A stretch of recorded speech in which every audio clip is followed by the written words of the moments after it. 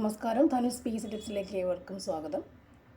Assistant professor നോക്കിലേക്ക് ചോദിക്കാൻ സാധ്യതയുള്ള ചോദ്യങ്ങളാണ്. 2024 ഫീമെയിൽ അസിസ്റ്റൻ്റ് പ്രൊഫസർ ഓഫീസർ തസ്തികയിൽ ചോദിച്ച ചോദ്യങ്ങളും അവയുടെ ഫൈനൽ ആൻസർ കീയുമാണിത്. 81 മുതൽ 100 വരെയുള്ള ചോദ്യങ്ങളുടെ ഉത്തരങ്ങൾ. ഒന്നാമത്തെ ചോദ്യം എന്ന് പറയുന്നത്, ജീവപര്യന്തം തടവുകാരെ പാർപ്പിക്കുന്ന ജയിൽ ഏതാണ്? ജീവപര്യന്തം തടവുകാരെ പാർപ്പിക്കുന്ന ജയിൽ ഏതാണ്? Answer central jail. Central jail. അടുത്തത്, കേരള സംസ്ഥാനം രൂപീകരിച്ചതിന് ശേഷം പണി കഴിപ്പിച്ച ആദ്യ സെൻട്രൽ ജയിൽ ഏതാണ്?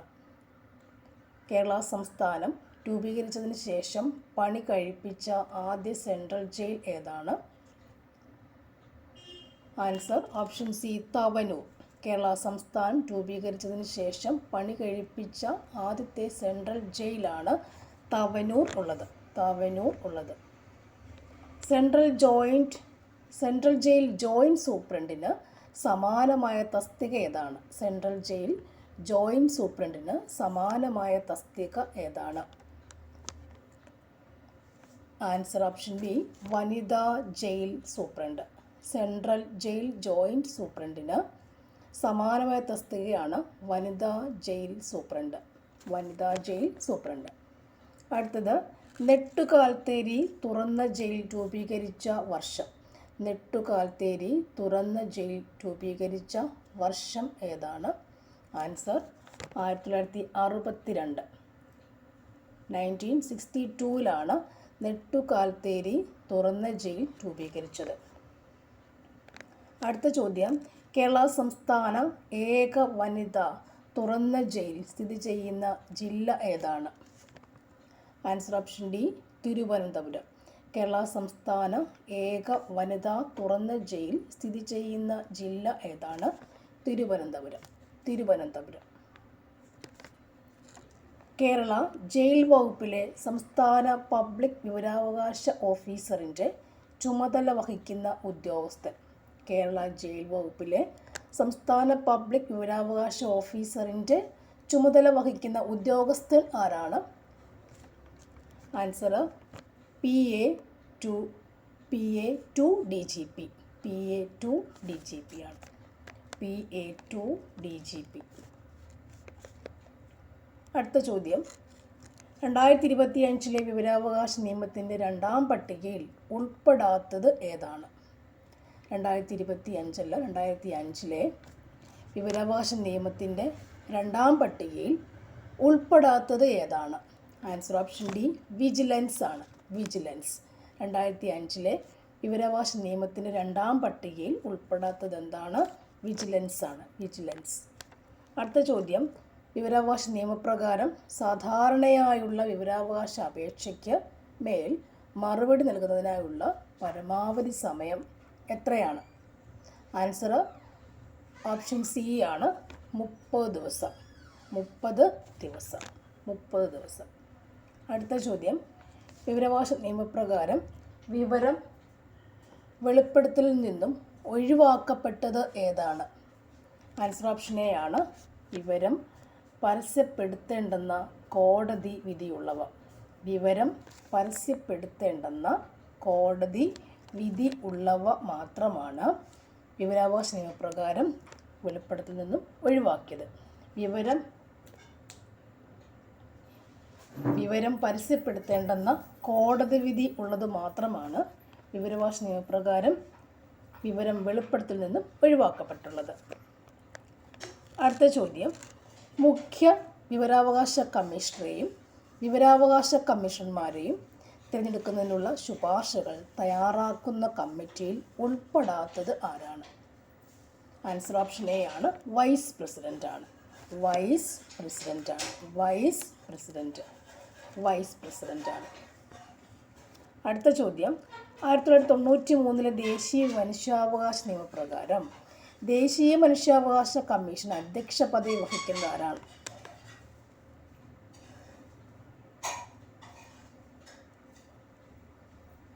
ആൻസർ സുപ്രീം കോടതി മുൻ ചീഫ് ജസ്റ്റിസ്. സുപ്രീം കോടതി മുൻ ചീഫ് ജസ്റ്റിസ്. 1993 ദേശീയ മനുഷ്യാവകാശ നിയമപ്രകാരം ദേശീയ മനുഷ്യാവകാശ കമ്മീഷൻ അധ്യക്ഷ പദവി വഹിക്കുന്ന ആരാണ്? സുപ്രീം കോടതി മുൻ ചീഫ് ജസ്റ്റിസ്. അടുത്ത ചോദ്യം, 1993 ദേശീയ മനുഷ്യാവകാശ നിയമത്തിൽ ദേശീയ മനുഷ്യാവകാശ കമ്മീഷനെക്കുറിച്ച് നിർവചിക്കുന്ന വകുപ്പ് ഏതാണ്? ആൻസർ ഓപ്ഷൻ ബി ആണ്. വകുപ്പ് 2(1)(c) ആണ്. ഓക്കെ, 93 ദേശീയ മനുഷ്യാവകാശ നിയമത്തിൽ ദേശീയ മനുഷ്യാവകാശ കമ്മീഷനെക്കുറിച്ച് നിർവചിക്കുന്ന വകുപ്പ് ഏതാണ്? വകുപ്പ് 2(1)(c) ആണ്. അടുത്ത ചോദ്യം, ദേശീയ മനുഷ്യാവകാശ കമ്മീഷൻ വാർഷിക പ്രത്യേക റിപ്പോർട്ടുകൾ ആർക്കാണ് സമർപ്പിക്കുന്നത്? പ്രത്യേക റിപ്പോർട്ടുകൾ ആർക്കാണ് സമർപ്പിക്കുന്നത്? ആൻസർ ഓപ്ഷൻ സി ആണ്. കേന്ദ്ര സംസ്ഥാന സർക്കാരുകൾക്ക്. അടുത്തത്, ലോകത്തെ ഏറ്റവും കൂടുതൽ ഭാഷകളിൽ വിവർത്തനം ചെയ്യപ്പെട്ട ഔദ്യോഗിക രേഖ ഏതാണ്? ആൻസർ ഓപ്ഷൻ ബി, അന്താരാഷ്ട്ര മനുഷ്യാവകാശ പത്രിക.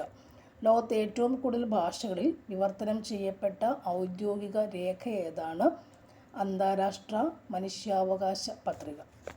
അടുത്ത ചോദ്യം, കേരള സംസ്ഥാന മനുഷ്യാവകാശ കമ്മീഷനിൽ മെമ്പറായി നിയമിക്കപ്പെടുന്ന വ്യക്തിയുടെ അധികാര കാലയളവ് എത്രയാണ്? ആൻസർ ഓപ്ഷൻ എ, 3 വർഷത്തെ കാലയളവ്. പുനർനിയമന യോഗ്യതയുമുണ്ട്. 3 വർഷത്തെ കാലയളവും പുനർനിയമന യോഗ്യതയുമുണ്ട്. കേരള സംസ്ഥാന മനുഷ്യാവകാശ കമ്മീഷനിൽ മെമ്പറായി നിയമിക്കപ്പെടുന്ന വ്യക്തിയുടെ അധികാരം എത്രയാണ്? 3 വർഷമാണ്. അതുപോലെ പുനർനിയമ യോഗ്യതയുമുണ്ട്. അടുത്ത ചോദ്യം, മനോവിശ്ലേഷണ സിദ്ധാന്തത്തിൻ്റെ സ്ഥാപകൻ ആരാണ്? Answer Sigmund Freud. Option B ആണ്, സിഗ്മണ്ട് ഫ്രോയിഡ്. മനോവിശ്ലേഷണ സിദ്ധാന്തത്തിൻ്റെ സ്ഥാപകൻ Sigmund Freud. Answer option B ആണ്. താഴെ പറയുന്നതിൽ മാനസിക സമ്മർദ്ദത്തിൻ്റെ അന്തർമുഖമായ ലക്ഷണം ഏതാണ്? മാനസിക സമ്മർദ്ദത്തിൻ്റെ അന്തർമുഖമായ ലക്ഷണം ഏതാണ്? ആൻസർ ഓപ്ഷൻ ഡി ആണ്, രണ്ടാമത്തത്. ശ്രദ്ധ കേന്ദ്രീകരിക്കാനുള്ള ബുദ്ധിമുട്ട്. ശ്രദ്ധ കേന്ദ്രീകരിക്കാനുള്ള ബുദ്ധിമുട്ടാണ് മാനസിക സമ്മർദ്ദത്തിൻ്റെ അന്തർമുഖമായ ലക്ഷണം. ഓക്കെ, അടുത്ത ചോദ്യം, താഴെ പറയുന്നവയിൽ ഉത്കണ്ഠയുടെ ശാരീരിക ലക്ഷണം ഏതാണ്? ഓപ്ഷൻ എ ആണ്, വർദ്ധിച്ച ഹൃദയമിടിപ്പ്. ബഹുമുഖ ബുദ്ധി സിദ്ധാന്തം ആവിഷ്കരിച്ചത് ആരാണ്? ആൻസർ ഓപ്ഷൻ സി, മൂന്നാമത്തത്. ഓക്കെ, ഹോവാർഡ് ഗാർഡ്നർ ആണ് ബഹുമുഖ ബുദ്ധി സിദ്ധാന്തം. Howard Gardner. മാസ്ലോ ആവിഷ്കരിച്ച ആവശ്യങ്ങളെക്കുറിച്ചുള്ള ശ്രേണി സിദ്ധാന്ത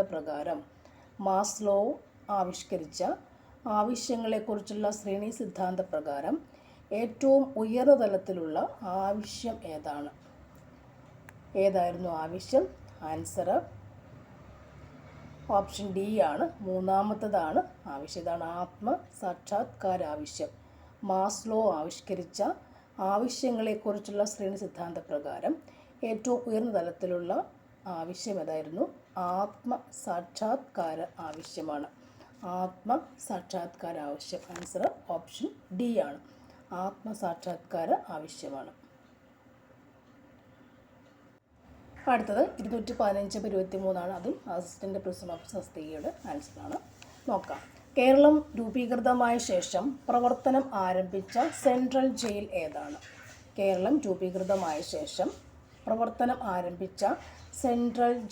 ഏതാണ്? Answer option B, Thavanur central jail. Okay, Thavanur central jail. Okay, Keralam രൂപീകൃതമായ ശേഷം പ്രവർത്തനം ആരംഭിച്ച സെൻട്രൽ ജയിൽ ഏതാണ്? Thavanur central jail. Okay, next one, 2017 Kerala jail പരിഷ്കരണ കമ്മീഷൻ ചെയർമാൻ ആരായിരുന്നു? Answer option C, Alexander Jacob. Next, borstal സ്കൂളിൽ പാർപ്പിക്കുന്നത് ഏത് പ്രായപരിധിയിലുള്ള തടവുകാരെയാണ്? ബോസ്റ്റൽ സ്കൂളിൽ പാർപ്പിക്കുന്നത് ഏത് പ്രായപരിധിയിലുള്ള തടവുകാരെയാണ്? ആൻസർ ഓപ്ഷൻ ഡി, 18 to 21 വയസ്സ് വരെയുള്ളവരെയാണ്. Borstal school 18 to 21. അടുത്തത്, തടവുകാരെ അകാല വിടുതലിന് സർക്കാരിന് മുൻപാകെ ശുപാർശ ചെയ്യുന്ന ഉപദേശക സമിതിയെ സംബന്ധിച്ച് ശരിയായ പ്രസ്താവന ഏതൊക്കെയാണ്? ആൻസർ എന്ന് പറയുന്നത് ഓപ്ഷൻ സി ആണ്. 1, 2, 4 ശരിയായ പ്രസ്താവനയാണ്. അതായത് സമിതിയുടെ അധ്യക്ഷൻ ജയിൽ വകുപ്പ് മേധാവിയായിരിക്കും അല്ലേ. പിന്നെ ജില്ലാ കളക്ടർ ഈ സമിതിയിൽ അംഗമാണെന്നുള്ളതും അനൗദ്യോഗിക അംഗങ്ങളുടെ എണ്ണം 3 ആയിരിക്കും എന്നുള്ളതാണ് പരിപാടി. ഓക്കെ ആയില്ലേ, കിട്ടിയിട്ടുണ്ടല്ലോ. നെക്സ്റ്റ്, കേരള ജയിൽ വകുപ്പിനെ സംബന്ധിച്ച് ശരിയായ പ്രസ്താവനകൾ ഏതൊക്കെയാണ്? ജയിൽ വകുപ്പ് ആൻസർ ഓപ്ഷൻ സി ആണ്. 2, 3 മാത്രം എന്ന് പറയുമ്പോൾ ഏറ്റവും പഴയ ജയിൽ കോഴിക്കോട് ജയിലാണ്. 3 തുറന്ന ജയിലുകളുണ്ട് അല്ലേ, നെട്ടുകാൽത്തേരി അടക്കമുള്ളത്. ഏറ്റവും പഴയ ജയിൽ കോഴിക്കോട് ജില്ലയിലുണ്ട്. 3 തുറന്ന ജയിലുകൾ ഉണ്ട്. അടുത്തത്, ദേശീയ മനുഷ്യാവകാശ കമ്മീഷൻ അംഗങ്ങളെ നിയമിക്കുന്ന പ്രക്രിയയിൽ പങ്കാളികൾ ആകുന്നവർ ആരൊക്കെയാണ്? ആരൊക്കെയായിരിക്കാം? ആൻസർ ഓപ്ഷൻ എ ആണ്. 1, 2, 4 ആൾക്കാരുണ്ട്. അതായത് പ്രധാനമന്ത്രി, രാഷ്ട്രപതി, കേന്ദ്ര ആഭ്യന്തരമന്ത്രി എന്നിവർ ദേശീയ മനുഷ്യാവകാശ കമ്മീഷനിൽ അംഗങ്ങളെ നിയമിക്കുന്ന പ്രക്രിയയിൽ പങ്കാളികളാണ്. പ്രധാനമന്ത്രിയും രാഷ്ട്രപതിയും കേന്ദ്ര ആഭ്യന്തരമന്ത്രിയും ദേശീയ മനുഷ്യാവകാശ കമ്മീഷനിൽ അംഗങ്ങളെ നിയമിക്കുന്ന പ്രക്രിയയിലാണ് പങ്കാളികളാവുന്നത്. അടുത്തത്, സംസ്ഥാന മനുഷ്യാവകാശ കമ്മീഷനുമായി ബന്ധപ്പെട്ട് താഴെ കൊടുത്തിരിക്കുന്ന പ്രസ്താവനയിൽ ശരിയേതൊക്കെയാണ്? സംസ്ഥാന മനുഷ്യാവകാശ കമ്മീഷൻ ആൻസർ നമുക്കതിൻ്റെ എന്ത് പറയാം? ആൻസർ ഓപ്ഷൻ ബി ആണ്. 3 മാത്രം. അതായത് അംഗങ്ങളെ തിരഞ്ഞെടുക്കുന്ന കമ്മിറ്റിയിൽ നിയമസഭാ സ്പീക്കർ അംഗമാണ്. ഒരു എണ്ണം മാത്രമേ ഇവിടെ ശരിയുള്ളൂ. ഓപ്ഷൻ ബി ആണ്. ഓക്കെ, അടുത്ത ചോദ്യം, സംസ്ഥാന മനുഷ്യാവകാശ കമ്മീഷൻ നിലവിൽ വന്നത് എന്നാണ്? ആൻസർ ഓപ്ഷൻ ഡി ആണ്. 11 ഡിസംബർ 1998 അല്ലേ. നിലവിലെ ദേശീയ മനുഷ്യാവകാശ കമ്മീഷൻ ചെയർപേഴ്സൺ ആരാണ്? അരുൺകുമാർ മിശ്രയാണെങ്കിൽ ഇപ്പോൾ പറയാം. അദ്ദേഹത്തിൻ്റെ പേര് വി രാമസുബ്രഹ്മണ്യൻ. വി രാമസുബ്രഹ്മണ്യൻ അല്ലേ. വി രാമസുബ്രഹ്മണ്യൻ 2024 മുതൽ വി രാമസുബ്രഹ്മണ്യമാണ് ദേശീയ മനുഷ്യാവകാശ കമ്മീഷൻ ചെയർപേഴ്സൺ. ദേശീയ മനുഷ്യാവകാശ കമ്മീഷനെ സംബന്ധിച്ച് തെറ്റായ പ്രസ്താവന ഇവിടെ ഏതൊക്കെയാണ്? തെറ്റായ പ്രസ്താവന ആൻസർ പറയാം. ആൻസർ ഓപ്ഷൻ ബി ആണ്. 1ാമത്തത് മാത്രം തെറ്റായ പ്രസ്താവന. ഓക്കെ, ബാക്കി വായിച്ചോളുമല്ലോ.